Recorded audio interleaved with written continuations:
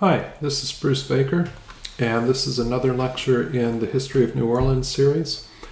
This lecture will be about the influence of Haiti on New Orleans, but specifically around the influence of the Haitian Revolution on New Orleans. It's a very complicated topic. It's something that we certainly can't do justice to the Haitian Revolution and, of course, the French Revolution, which it's connected to, in the brief amount of time that we have here.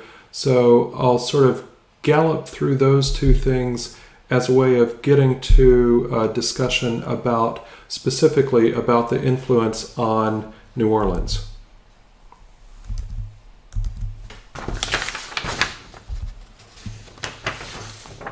So I think the overview is that it's always important to think about the significance. Why do we need to understand this? And when we understand how the Haitian Revolution was connected to New Orleans, we can see the U.S. acquisition of the city as part of a broader process of Caribbean history and not just as an episode in American expansion. So there's nothing revolutionary there. That's sort of the nature of the way historians have been approaching this for quite a long time.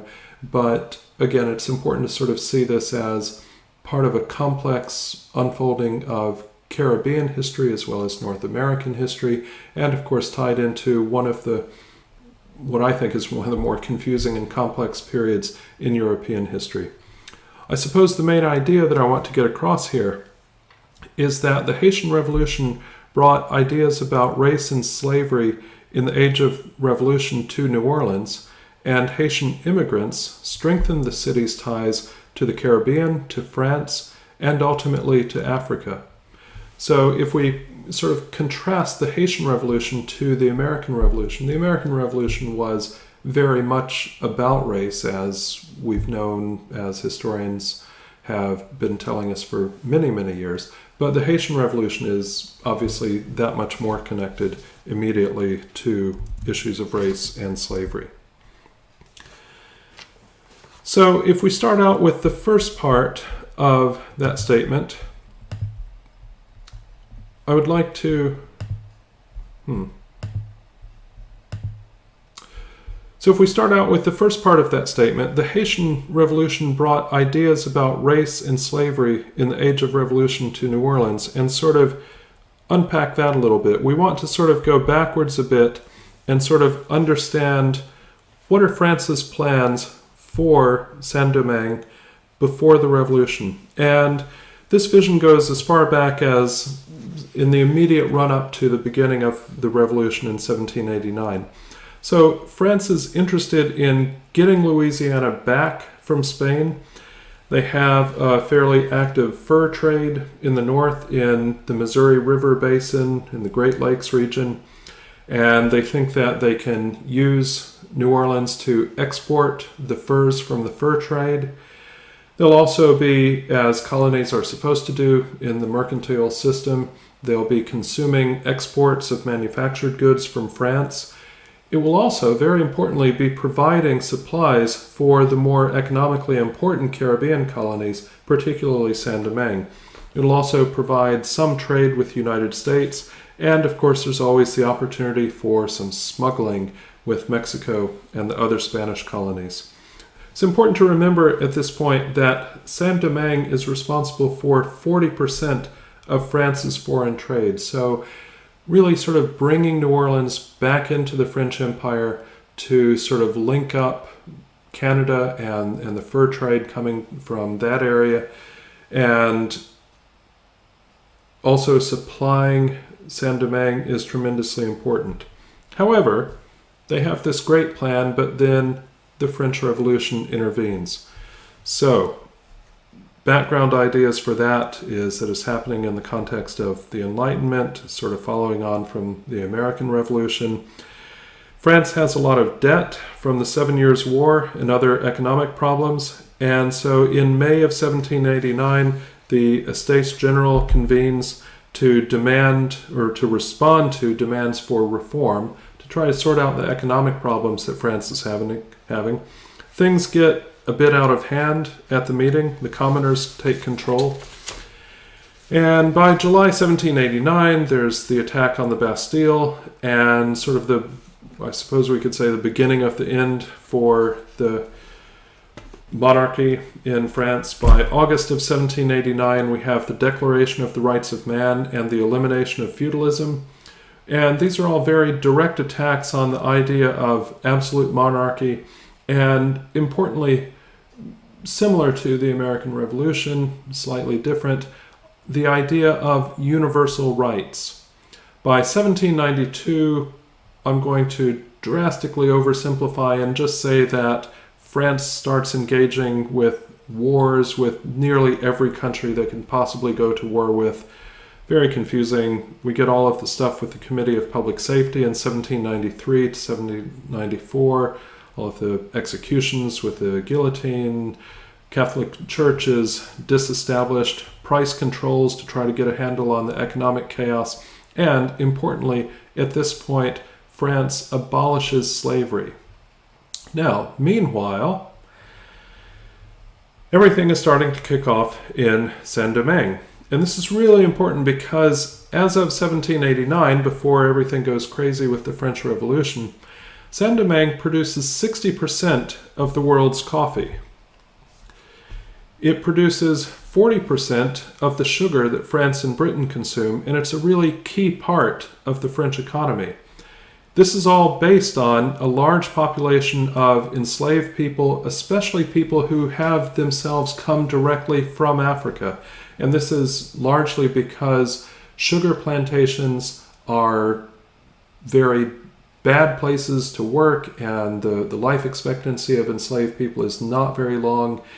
And so unlike the cotton plantations that take hold in the southern United States, the societies that have sugar plantations are very much relying on a fairly continual cycle of importing new enslaved people from Africa. So this creates a society that is very tense, very violent. As the French Revolution breaks out, the free people of color in Saint-Domingue want more rights. They really agree with this idea of universal rights and so forth. And there's a small uprising in 1791, which is put down. But then in August of 1791, as a tropical storm is closing in on the island, a massive slave uprising begins. It's very sudden, very violent. A lot of the French slave owners are killed, and the rebels quickly seize the northern province. So within about 10 days of the beginning of this, they control the northern province. The rebellion eventually turns into a revolution, involves around 100,000 slaves, and importantly, there's a lot of destruction of the plantation infrastructure. So sugar production, unlike cotton, which doesn't require a whole lot of specialized equipment, sugar production requires quite an elaborate infrastructure, and a lot of that, unsurprisingly, is destroyed by the enslaved people who had been working there. By 1792, rebels control a third of the island, and in 1793, Britain and Spain both try to take advantage of all of this disruption to invade and gain control of this very important colony from France. However, that doesn't quite work. In 1793, slavery is abolished. It's important to realize that at this point, in 1793, the enslaved people are sort of 2 years into this revolution. They have effectively, not maybe once and for all decisively, but pretty effectively ended slavery.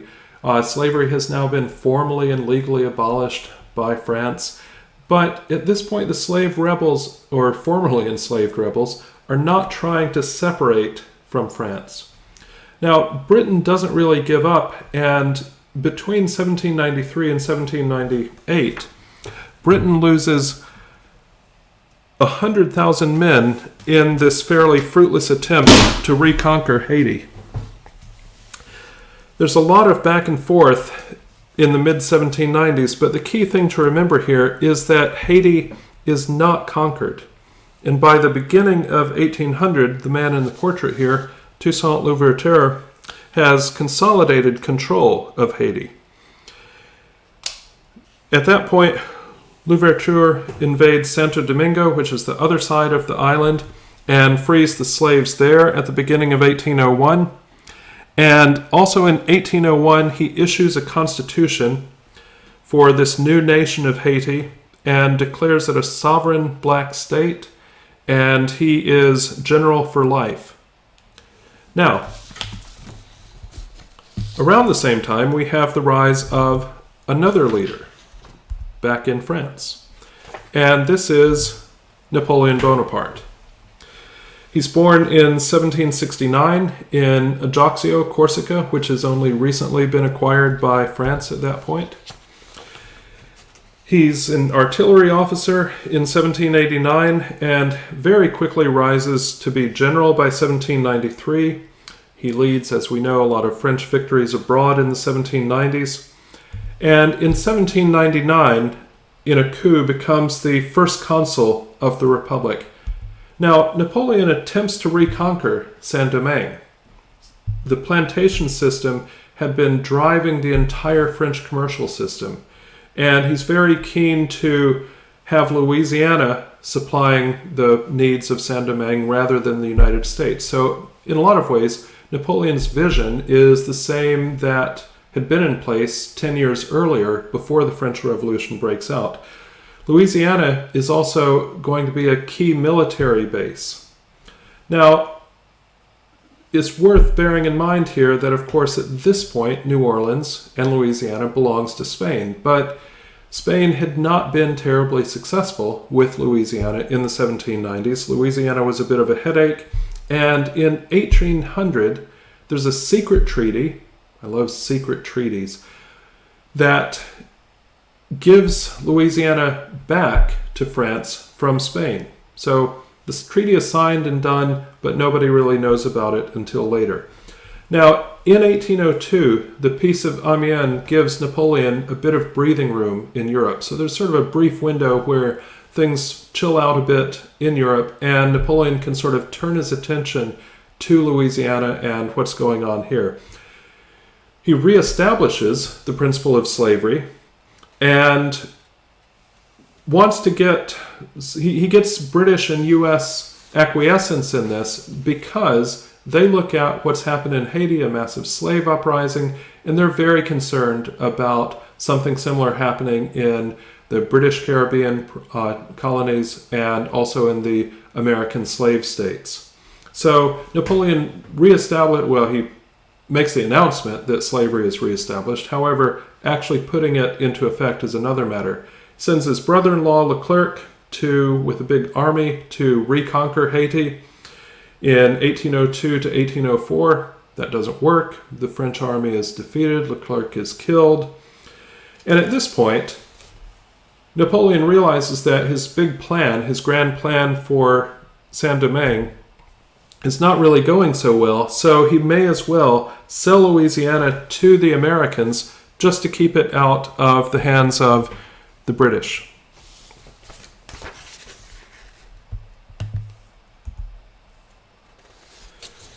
So where does that leave us? This sort of gets us to the Haitian Revolution and about the sort of immediate effects of how that happens and so forth. And now we want to think about the immigration of people in the aftermath of the Haitian Revolution to New Orleans and think about how that shapes the city. Now, there had always been some immigration back and forth between New Orleans and Saint-Domingue, as we had talked about in earlier lectures. That was just sort of a feature of life. But there's a sort of wave of immigration happens now in the wake of Leclerc's defeat that happens in 1802 to 1804. There's another wave of immigration where a number of Haitian refugees who had fled to Cuba and sort of settled there wind up fleeing from Cuba or being kicked out of Cuba effectively and wind up in New Orleans and in Louisiana. And this is because, unsurprisingly, Napoleon has invaded Spain.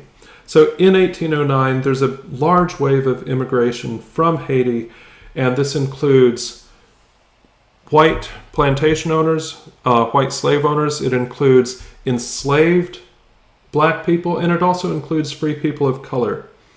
The effects of this for whites in Louisiana, in New Orleans specifically, is that it reinforces their French identity. So this is a few years after the Louisiana Purchase. There's a large influx of Americans coming in now, but the immigration of Haitians by way of Cuba sort of reinforces this French identity. There was a decline, unsurprisingly, in sugar production in Saint-Domingue after 1791, and this opens opportunities for sugar production in western Cuba and also in Louisiana. And some of the social roles filled by these Haitian immigrants are very prominent positions in New Orleans society. So there are legislators, there are judges, there are artists, teachers, physicians, plantation owners.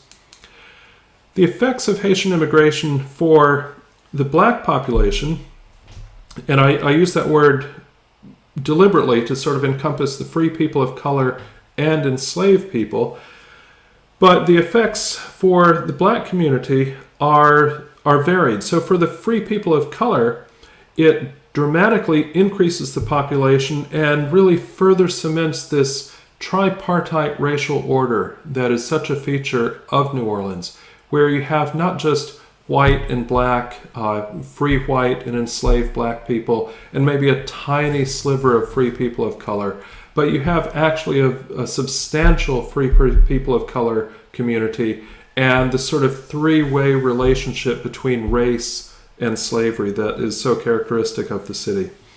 In some ways, it's kind of reestablishes connections with African roots for the enslaved population. So in the sense that more of the enslaved Haitians who come to New Orleans by way of Cuba in that immigration in 1809, more of them have more direct roots back to Africa than the population of enslaved people who are coming in as part of the overland domestic slave trade, coming from places like Virginia, Maryland, a little while later, other places like North Carolina. It also is important to realize that this immigration, not surprisingly, of Haitians, it's also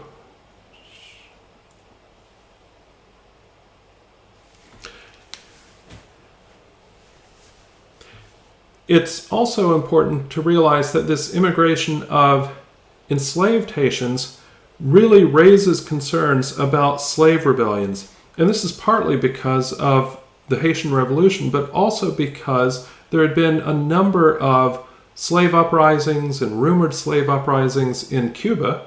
So there's a concern that these potentially radicalized Haitian slaves have been further radicalized in Cuba.